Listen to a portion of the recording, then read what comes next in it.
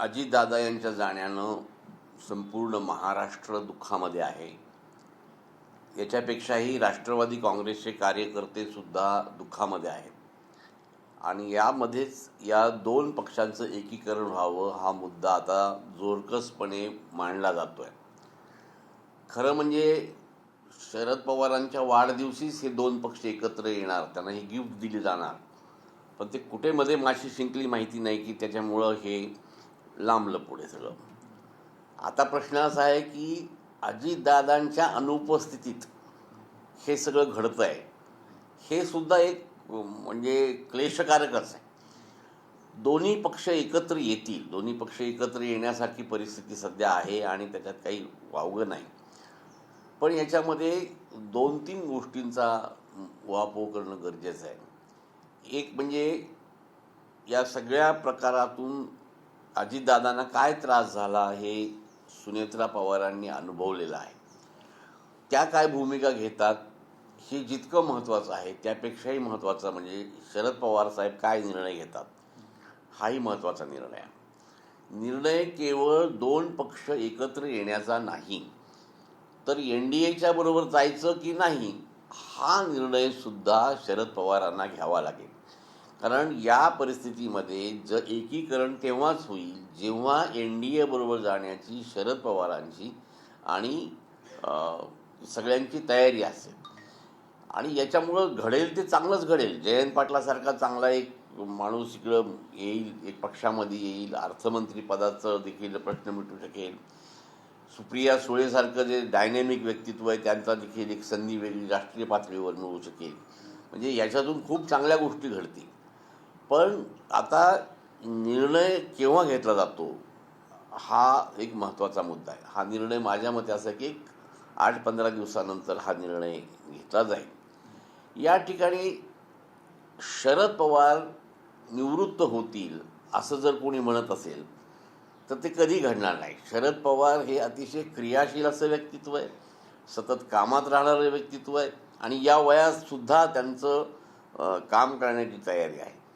पण एक गोष्ट खरी की ते दिशा देऊ शकतील आणि ही दिशा देण्याचं काम असं आहे की ते NDAमध्ये जाण्यासाठी त्यांचा जो विरोध होता हा विरोध आता मावळू शकतो या सगळ्या परिस्थितीमध्ये आणि ते NDAमध्ये जाण्याची परवानगी अनुमती दिल्याबरोबर ही युती मला असं वाटतं घडेल. कारण त्याच्यामधला जो डेडलॉक आहे, त्याच्यामधली जी अडचण आहे ती तेवढीच आहे. तर ती अडचणीला दूर झाली की हे दोन्ही पक्ष एकत्र येतील आणि महाराष्ट्राच्या मनामध्ये ते आहे. याच्यामध्ये महत्त्वाचं असं की अजितदादांची सुद्धा ती इच्छा होती. ती इच्छा त्यांनी अंकुश काकडे यांच्याकडे बोलून दाखवली. त्याच्यापेक्षाही शरद पवारांचे मित्र असलेले विठ्ठलजी मणियार यांच्याकडे बोलून दाखवली आणि ठिकठिकाणी त्यांनी सांगितलं की आता हा सगळा एकदाचा मेळ तुम्ही घालून द्या. म्हणजे अजितदादांची इच्छा तीव्र होती. आपण आपल्या काकापासून दूर राहणं बरोबर नाही, त्यांचा सल्ला राजकारणासाठी आवश्यक आहे असं देखील त्यांनी सांगितलेलं आहे. तेव्हा हे सगळं पाहत असताना अजितदादांना ही कल्पना होती की आपला जो स्फिअर आहे हा जर मोठा करायचा असेल तर शरद पवार हे आपल्याबरोबर पाहिजे. त्याच्यामुळं अजितदादांची इच्छेखातर का होईना पण परिस्थिती जी आहे एकंदर ती परिस्थिती राजकीय परिस्थिती लक्षात घेऊन दोन्ही पक्ष एकत्र येणार ही आता ठरलेली गोष्ट आहे. फक्त शरद पवारांचा जो NDAला विरोध आहे तो ते मावळून आपल्याला कशी त्यांना हिरवा कंदील दाखवतात एवढंच मला वाटतं बाकी आहे सध्या. आता सुनील तटकरे यांची माध्यमांशी बोलले ते आणि उपमुख्यमंत्रीबाबत सुनेत्रा पवार यांच्याशी उद्या भेट देणार आहे, परिवाराशी भेट देणार आहे आणि चर्चा करणार आहे. असं आहे की आपल्याकडे अजितदादा यांची जी लिगसी आहे किंवा त्यांचा जो वारसा आहे हा वारसा हा ऑब्व्हियसली सुनेत्रा पवार यांच्याकडे आहे.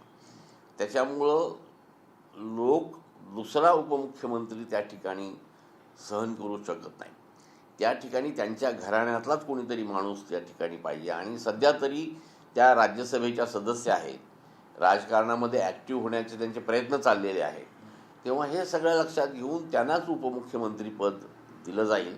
पक्षाची सूत्रे आपल्या हातात घेण्यासाठी त्या कदाचित या परिस्थितीमध्ये थोड्याशा संकोचल्यासारखं त्यांना वाटत असेल किंवा ते तयारी कदाचित होणार नाही, पण सगळे मिळून नेते त्यांना मनवतील आणि सुनेत्रा पवार हा उपमुख्यमंत्री होतील असंच चित्र सध्याचं आहे. कारण त्याच्याशिवाय दुसरा ऑप्शन आता राष्ट्रवादीकडे नाही, कारण हा ऑप्शन ते देऊ शकत नाहीत, लोक ते सहन करू शकत नाहीत. त्याच्यामुळं हा ऑप्शन लवकरात लवकर तयार होईल असं दिसतंय.